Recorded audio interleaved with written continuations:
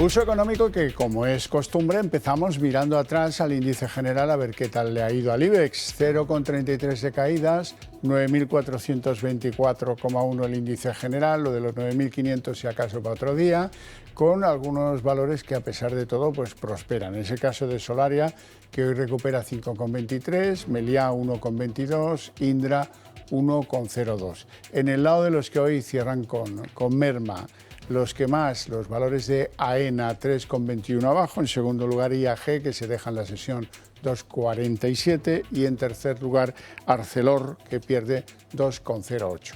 Bueno, y a continuación vamos a ver algunos de los temas que seguro más les van a interesar de lo que vamos a comentar en la mesa de análisis económico que organizamos para ustedes todas las tardes para que no se les escape un detalle. Bien, pues en esa mesa de análisis tenemos que hablar de la inflación en Estados Unidos porque ha repuntado hasta el 3,7%, impulsada por el aumento de las gasolinas. Es la primera vez que repunta en un año la inflación en Estados Unidos. Y en segundo lugar hablaremos de Inditex. Es un extraño ejemplo de lo que a veces hacen los mercados. De un lado, compañía ejemplo para todas, porque en medio año ha ganado un 40% más, 2.513 millones de euros. Eso es para que le pongan una medalla de esas que ponía el mago Andreu en la solapa al gestor de Inditex. En cambio, al mercado, mira tú, no le ha gustado y le ha castigado con ciertas caídas no muy fuertes. En algún momento han sido fuertes, porque sus ventas, mire usted, que no aumentan a la velocidad que nosotros pensábamos. Bueno, pues luego lo comentamos. Les presento ya a nuestros invitados en el día de hoy. Don Antonio Banda, CEO de Filcapital. Muy buenas tardes. Hola, buenas tardes. ¿Todo bien? Sí, muy bien todo. Me alegra mucho. Don Juan Avellán. Avellán. Estoy flojo. Profesor del IEB. Muy buenas tardes. Buenas tardes. De un moreno que... Es que intentamos alargar lo máximo posible como que me el deja, verano. La luz del moreno no me deja pensar con claridad. Vamos con la sesión de bolsa. El IBEX ha activado las caídas antes incluso de que salieran los datos que no son buenos del IPC en Estados Unidos. ¿Cómo lo han visto? Bueno, pues los seguimos viendo bastante plano todo, bastante aburrido, pero en cualquier caso es pendientes de la reunión del BCE, a ver qué es lo que va a pasar. Los datos que acabamos de recibir de precios de Estados Unidos, bueno, pues por un lado una de cal y una de arena, subida del IPC, pero la subyacente mejora, nada que ver con lo que está pasando en Europa, y bueno, pues es una sesión más de impasse de las que hemos tenido. Anda. Sí, el mercado estaba pendiente del dato de inflación, entonces pues bueno, está aguantando Europa hasta que ha salido el dato y luego pues bueno, primero ha sido negativo, pero en el momento que Estados Unidos ha recuperado la posición, pues han tomado un poco más de tendencia al alza el mercado español. ¿Qué ocurre?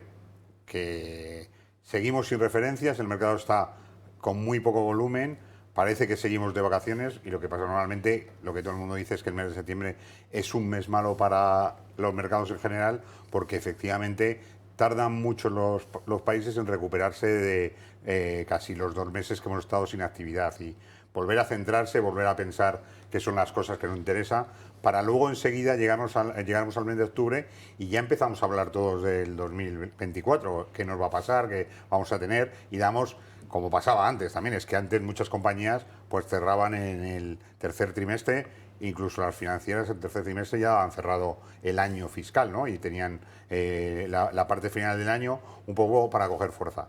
Eso yo creo que se ha quedado como costumbre y nos encontramos con un mercado sin referencias o que las referencias que les va cogiendo, quizá algunas de ellas las leen de forma distinta a como las leeríamos antes, ¿no? Que al final son lo que importa. El mercado es el que es soberano y prácticamente vemos que aguanta también porque el año 2022 fue un año muy malo y que ahora que hemos recuperado, pues tampoco los mercados quieren perder esta posición, especialmente el americano, ¿no? Que dice, bueno, ya que estamos aquí, pues que me quede como estoy, ¿no?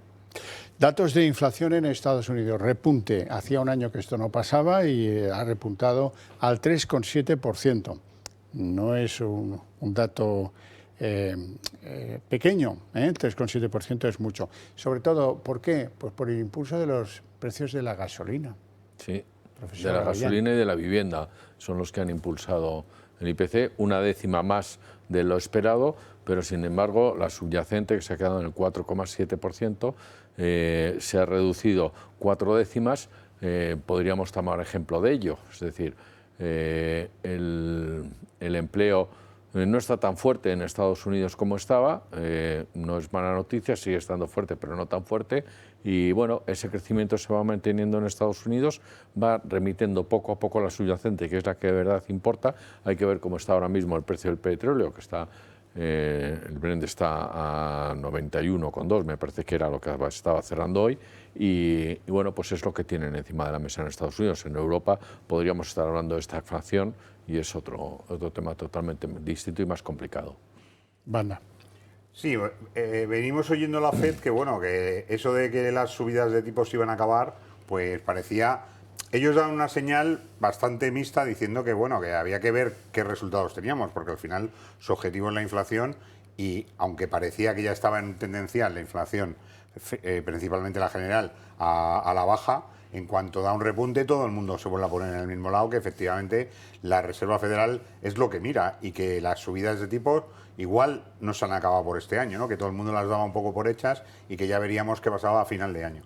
Y por el lado del contagio o de la situación que tenemos de la inflación en Europa y también que nos puede afectar a nuestra subidas de tipos, vemos claramente que se tiene que pronunciar muy rápido el Banco Central Europeo con qué va a hacer, y probablemente, tal como está el escenario ahora mismo, siga subiendo tipos para intentar frenar lo que tenemos todos delante, que es la inflación, y bastante descontrolada.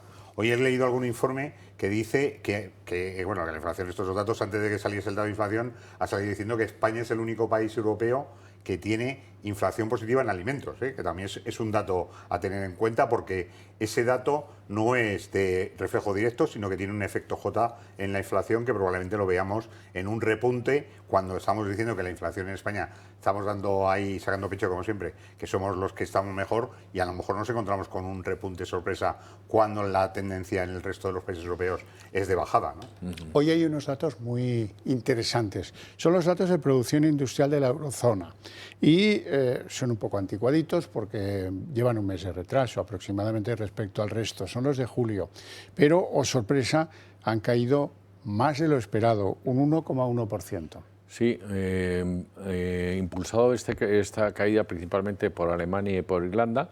Y bueno, esto hay que sumarle a esa caída del consumo, de las exportaciones que están prácticamente planas.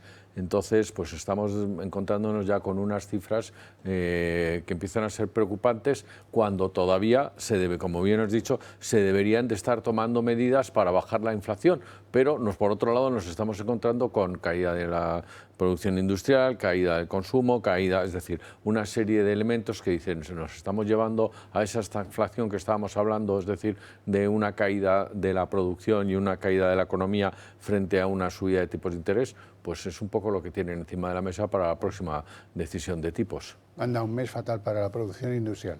Bueno, yo creo que aquí lo que más nos preocupa es Alemania, ¿no? Hemos visto que los datos de Alemania, los últimos, yo creo que la semana pasada repasamos un par de datos de Alemania también, y al final Alemania se está poniendo en una situación complicada, ¿no? Y que además, al no tener ya controlada las subidas de tipos o las bajadas de tipos, o sea, que es el Banco Central Europeo el que lo decide, vemos que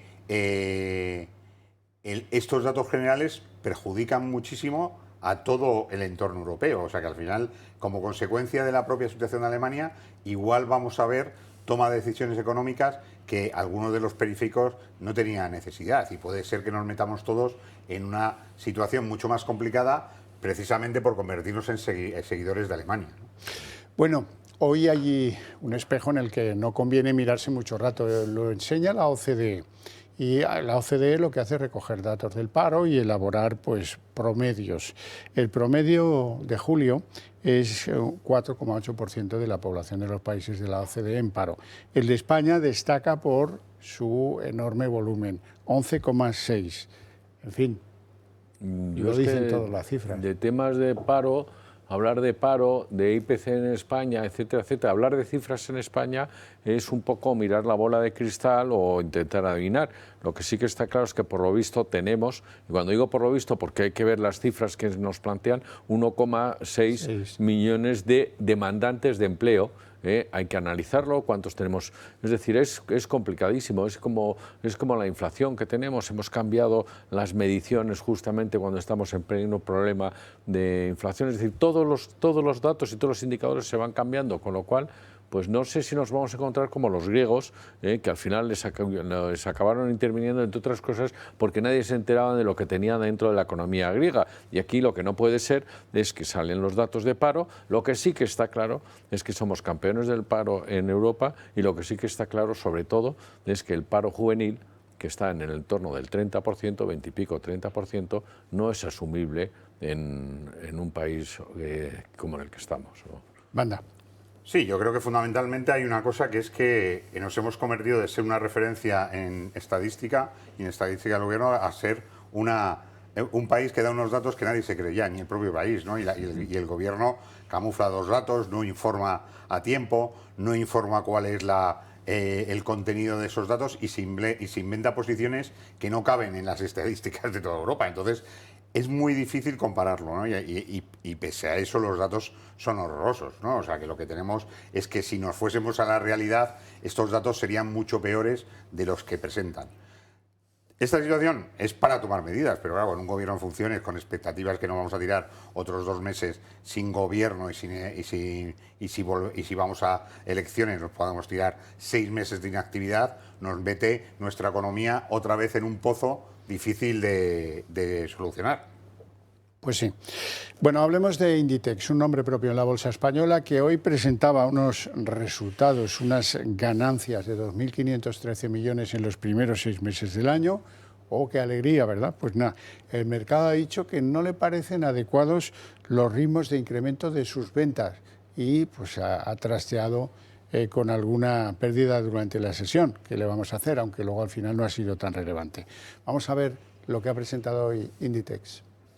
Inditex registró un beneficio neto de 2.513 millones de euros durante el primer semestre de su ejercicio fiscal 2023-2024, lo que supone un incremento del 40,1% respecto al mismo periodo de un año antes. Según ha informado este miércoles la compañía, que vuelve a lograr nuevos récords con sus resultados. Asimismo, las ventas crecieron un 13,5% y alcanzaron los 16.851 millones de euros, con incremento en todas las áreas geográficas y en todos los formatos, mientras que las ventas a tipo de cambio constante crecieron un 16,6%. El resultado bruto de explotación, por su parte, creció un 15,7% hasta 4.663 millones de euros, mientras que el resultado neto de explotación creció un 30,2% y el resultado antes de impuestos alcanzó los 3.252 millones de euros. Sin embargo, las acciones de Inditex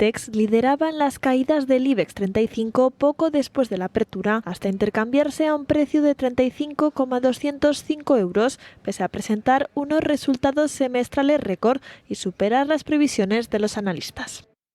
El mercado es libre, pero a veces uno no lo entiende. Uno hay veces que no lo entiende. La verdad es que en todos los apartados han presentado unas cifras magníficas. Sí, si bien es cierto que el año pasado creció un 25% las ventas y este año solamente un 13,5%, pero eso yo no creo que sea una mala noticia. Ha crecido en los mercados, ha abierto 20 mercados nuevos, ya está en 213 mercados en los que ha abierto. Próximamente abre en Rotterdam la tienda más grande, con, me parece son 9.000 metros cuadrados. Esto es anecdótico, pero lo que es que todo el resto de todas las cifras que tiene, todas las cifras están en positivo. Es decir, yo veo que la empresa pues va como lo que es, esto sí que va como una moto. Como nos gustaría que fuera la economía española. Sí, exactamente. Antonio. Sí, yo creo, o sea, los datos de que ha presentado la compañía son buenos, pero está en línea de lo que lo esperaban los analistas, ¿no? O sea, que al final sorprendes con los datos, pero es que estaban cumpliendo con sus estimaciones. ¿Qué ocurre? Que ahora se han ido a ver qué estimaciones, y volvemos a hablar de qué va a pasar en 2024 y qué va a pasar con Inditex, ¿no? Y ahí los analistas, en los datos que pueden avanzar de lo que han presentado, ven que a lo mejor se produce una ralentización de la situación como consecuencia de que no puede estar creciendo al 40% todos los años, ¿no? Y entonces eso sí hace que realmente el mercado pueda haber descontado estos resultados y que ya estemos hablando de que estamos descontando resultados 2024, y eso implica que la acción pues a lo mejor tiene que hacer un ligero ajuste para ponerse en precio, pero también es un tema del día a día. Veremos qué ocurre cuando empecemos a ver. Es que la combinación de tantos mercados como tiene Inditex y las posiciones, la capacidad, es muy difícil de ver qué realmente es lo que más le afecta, ¿no? Que aunque puede haber paralización en Europa, su posicionamiento en Asia o su posicionamiento en Latinoamérica puede ayudar a tener unos resultados mucho mejores. Entonces, pues bueno, estamos en un entorno que una vez que ya hemos presentado resultados, pues bueno, vamos a tirar para adelante a ver qué pasa en 2024, y estamos empezando a valorarlo, ¿no? Bueno, esto antes lo que solía conllevar es una comparación con las que son sus homólogas, sus competidoras, y esa sí que la pone todavía más como el cisne blanco de toda esta pelea, ¿no? Pero bueno, vamos al culebrón. Hoy, noticias de la compra de Saudi Telecom sobre Telefónica. Hemos conocido que los saudíes van a reclamar la entrada en el Consejo de Administración, como no podía ser de otra manera.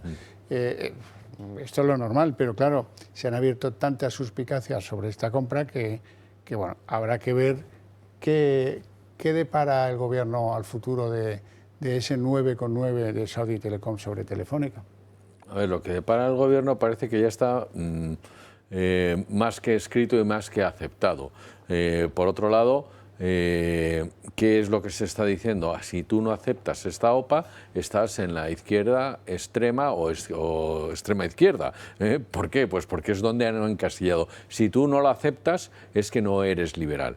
Vamos, más o menos bien así. Los artículos que vienen en la prensa, ejemplo Expansión, pues parece que no sabemos si lo ha redactado por parte del Departamento de Comunicación de Telefónica o del gobierno saudí. No sabemos quién los ha redactado exactamente. Lo que sí que está claro es que con lo que nos costó quitar un monopolio, abrir en España las privatizaciones, que no lo hicieron otros países como Francia, incluso como Italia, y después de eso, después de nosotros privatizar las empresas, tenemos que aguantar que nos venga un gobierno de una dictadura árabe, donde el mayor representante de la compra que va a hacer es un señor que está pues bajo sospecha incluso del asesinato de Khashoggi, de uno de los periodistas. Si esto hubiera sido un ruso, nos estaríamos rasgando las vestiduras, y sin embargo, pues no, yo no veo mucha diferencia al respecto. Entonces yo creo que hay que tener, si queremos ser liberales, hay que tener igualdad, porque el gobierno español no puede invertir en STC, está claro, no le van a permitir invertir. Entonces, o tenemos igualdades o que quiere invertir, que invierta como invierte BlackRock o como invierte los inversores españoles con su 4,5% o 5%, o si quieres llegar a un 7 o un 8, renuncia a los derechos políticos de las acciones. Es que yo lo veo clarísimo, yo creo que está así el tema, y bueno, a lo mejor me pueden catalogar de izquierda extrema o extrema izquierda, pero yo desde luego no veo ninguna... A la verdad no hay que tenerle miedo. Está claro. ¿No? Don Antonio Banda. Bueno, yo lo que sí veo es que el problema lo tiene Telefónica por su valoración. Es decir, si hemos visto que Telefónica está a una valoración de 20.000 millones, pues entonces se abre la espita para que entren gente que piensa y ha analizado que puede valer más. ¿Este tipo de inversión es una inversión que entra de forma especulativa? No. O sea, estos no han entrado para vender cuando suba esto un 40%, ¿no? Estos han entrado para ponerse, situarse, han entrado a un precio bueno, y luego efectivamente van a intentar que esta posición tenga influencia en el resto de las cosas en las que el gobierno saudí puede intervenir, ¿no? Que es la compra de los destructores, todas esas cosas que tienen una parte pública y otra privada, donde realmente si tienes una posición de cierta fortaleza, vas a poder no sé si intervenir o por lo menos hacer lobby sobre esa posición. Y yo creo que alguien les ha asesorado bien que era el momento de entrar en el sector telecomunicaciones, como venían estudiando en toda Europa, ¿eh? O sea, es un sector que tiene grandes cambios, que no sabemos hacia dónde va a ir, que hay que hacer inversiones importantes porque el 5G va a cambiar el modelo, ya estamos viendo que Telefónica se movía en ese entorno. Entonces la entrada de estos aquí no es solamente por tomar una posición telefónica y sentarse dos consejeros o uno o los que puedan sacar al final, sino que eso es una posición de influencia en todas las redes que el gobierno saudí está intentando lanzar, ¿no? Entonces, pues ante eso, difícil. O sea, que se dice, bueno, vamos a ponernos los gobiernos de acuerdo y vamos a parar esto. Pero luego vemos que los franceses, en cuanto tienen la oportunidad, lo que hacen es coger el dinero y correr, ¿no? O los alemanes empiezan a vender su tecnología a todos los países árabes sin importarle tampoco ese color de gobierno. O sea, estamos en un entorno en el que efectivamente todos que se ponen ahí muy limpitos arriba, pero cuando llega la hora de repartir la pasta, todos van a buscarla, ¿no? Entonces, esos son compañías estatales, no estatales, privadas, con apoyo estatal, todas esas que en Europa al final lo que van buscando es que tu gobierno medre en hacer cosas para ganar dinero y que si además el gobierno te ayuda, pues fíjate. Pues bueno. Bueno, iremos a parar, se lo prometo, al Banco Central Europeo y que esperan nuestros invitados del día de mañana, que es el día clave. Pero antes déjenme decirles que Margarita Delgado, que era la candidata de España para ser presidenta del Consejo de Supervisión del Banco Central Europeo, de ahí la cosa, pues ha quedado preterida. Va a ser una alemana la que va a dirigir eso y supongo que eso despeja el camino para que Nadia Calviño consiga la presidencia del Banco Europeo de Inversiones. El Banco Central Europeo, ¿qué creen que va a hacer mañana? Pues, a ver, yo creo que va a subir. Yo creo que mañana van a subir. Yo creo que sí, a pesar de todas las presiones que están diciéndoles que coloque, yo me pongo en el carro de los que creo que va a subir un cuartillo de punto. Banda. Sí, yo creo que el entorno que seguimos teniendo y sobre todo los datos de inflación y la falta de relajo en la evolución implica que van a tener que subir, o sea que y le quedan pues ya 3 reuniones más, ¿no?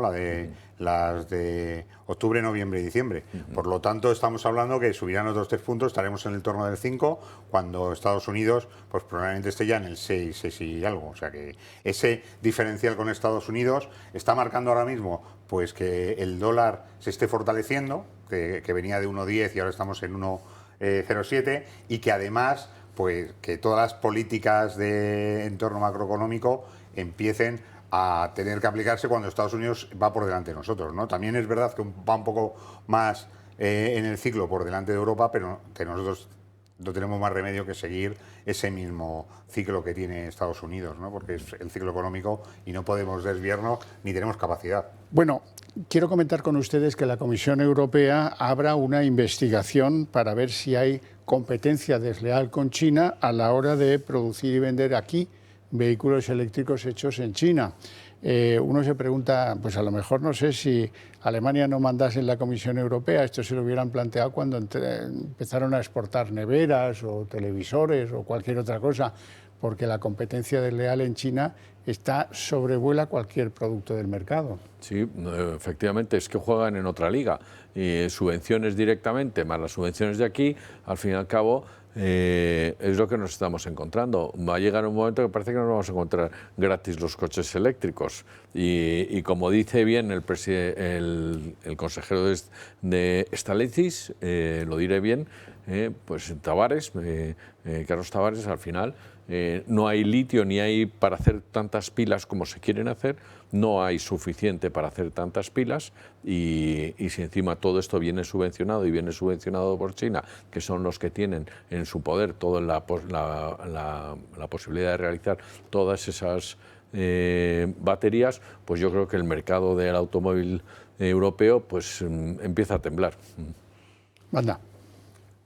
Bueno, los chinos se caracterizan sobre todo porque son los dueños de todas sus industrias, ¿no? O sea, que más o menos camuflada la posición o no, tienen una posición predominante y están intentando ocupar mercados de fuera para conseguir esa posición. Estamos viendo que sus vehículos eléctricos están muy por delante de los americanos y sobre todo no solamente en precios, sino en capacidades, ¿no? Y ante eso, pues efectivamente eso viene porque les ha ayudado al gobierno en lanzar el producto, pues sí, pero La forma sería volver a negociar, sentarte en los acuerdos y decir que no vamos a tener ni importaciones ni exportaciones de los chinos y nosotros tampoco vamos ni a importar ni a exportar de ellos. O sea que eso es una cosa que estaban negociando los americanos, donde luego venía Europa, que desde luego se ha quedado después del COVID en nada y ya veremos si va hacia algún lado o serán los chinos los que ocupen todo el mercado de todo y nos tendremos que ajustar.